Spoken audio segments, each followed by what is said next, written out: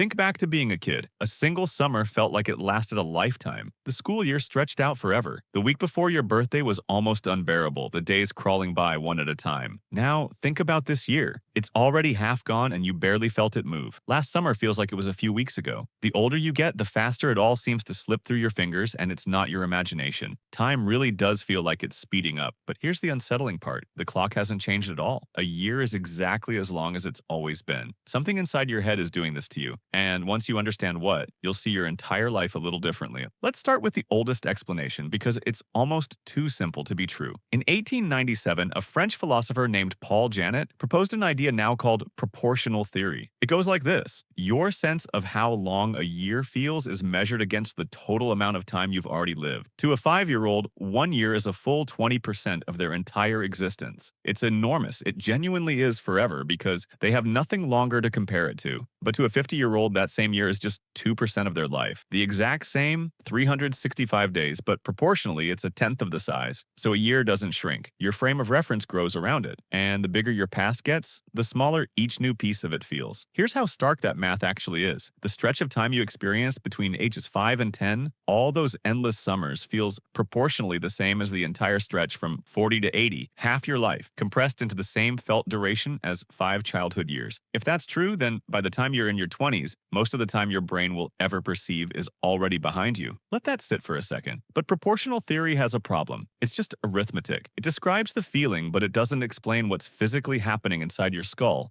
And what's happening in there is far stranger, because your brain isn't measuring time with a clock at all. So what is it actually using? The answer is memory, and specifically novelty. Your brain doesn't record time evenly, second by second. It records change. New experiences, new places, new faces, things it hasn't seen before. When you encounter something novel, a region deep in your brain called the ventral tegmental area floods your hippocampus with dopamine, and that chemical signal tells your brain, this matters, write it down in detail. A new experience gets encoded in high definition, tons of detail, tons of memory, packed into that window of time. This was confirmed in a 2026 study published in Nature Communications, where researchers watched people's brains on fMRI scanners and found that these bursts of dopamine at moments of change literally stretched how much time people remembered passing. Now, here's the trap. When you were a child, everything was new. Every single day your brain was drowning in first times. Your first day of school, the first time you rode a bike, the first time you saw the ocean, tasted something strange, got lost, made a friend. Your brain was recording all of it in maximum detail, so when you look back, that period feels enormous because it's stuffed with rich, dense memory. But as you age, the novelty runs out. You've seen the ocean. You know how your commute goes. You know what Monday feels like. Your brain has done it all before, so it stops bothering to record the details. It runs on autopilot, compressing weeks of repetition into a thin, faint smear of memory. Your first day at a job is vivid for years. Your 400th is gone the moment it ends. And empty memory feels like fast time. When you look back on a year where nothing new happened, there's almost nothing there to measure, so it feels like it barely existed at all. This is also why a 1-week vacation can feel longer in memory than the 2 months of normal life before it. Packed with novelty, those 7 days got encoded in detail while the routine before them dissolved. Your brain isn't timing your life, it's counting your memories. And as you get older, you simply make fewer of them. But there's one more layer, and it might be the most disturbing of all because it suggests the problem isn't just your habits, it's your hardware. In 2025, scientists at the Cambridge Center for Aging and Neuroscience ran fMRI scans on 577 people, ranging in age from 18 to 88, while they all watched the same 8-minute clip from an old Alfred Hitchcock show. They were looking at how the brain slices a continuous experience into separate moments, what they call neural states. The brain doesn't see life as one smooth stream. It chops it into distinct frames, like a flipbook. And what they found was clear. The older the person, the fewer of those frames their brain produced over the exact same 8 minutes. Younger brains were registering more distinct moments. Older brains were registering fewer. Think about what that means. If your brain captures fewer frames per minute as you age, then time itself appears to flip past faster. The same way a flipbook with fewer pages flies to the end quicker than a thick one. A Duke University engineer named Adrian Bajan argued something similar, that as our neural networks grow larger and more worn, the electrical signals carrying images have to travel farther and slower. So we literally process fewer mental images per second as we get older. The younger mind sees more pictures in a single day than the older mind does. To a child, a day is a thick stack of frames. To an adult, it's a handful. Same day, same 24 hours, fewer pictures, faster time. So now you have 3 forces all pointing the same direction, all conspiring against you at once. The proportional math, where every year is a smaller slice of your life. The novelty drought, where your brain stops recording your repetitive days. And the aging hardware, where your brain physically samples fewer moments from each passing hour. Stack them together, and the acceleration isn't just real, it's almost inevitable. It feels like time is speeding up because by every measure your brain uses, it is. But here's the part that should actually change how you live, because this is the one thread you can still pull. If time feels fast because your brain has stopped recording novelty, then the solution is to give it novelty again. The researchers behind these studies say it directly. New experiences, travel, learning, meaningful change, anything that forces your brain out of autopilot makes time feel rich and slow again. This is why the years you'll remember most vividly are the ones where everything changed. The year you moved, the year you fell in love, the year you started over. Those years are dense with memory, and so they feel long. Routine is what makes time vanish. The same drive to work, the same screens, the same weeks blurring into each other, that's what your brain throws away. So the cruel irony is this. As we get older, we crave comfort and routine. We build a life that's predictable and safe. And in doing exactly that, we hand our brains permission to stop paying attention, and we quietly speed up the clock on our own lives. The people who feel like they've lived a long, full life aren't the ones who lived the most years. They're the ones who collected the most first times. You can't slow down the earth. You can't add hours to the day, but you can decide how many of your days are worth remembering. Because in the end, your life won't feel as long as the number of years you were alive. It'll feel as long as the number of moments you actually noticed. Most people get to the end and wonder where all the time went. The truth is, it didn't go anywhere. They just stopped looking at it.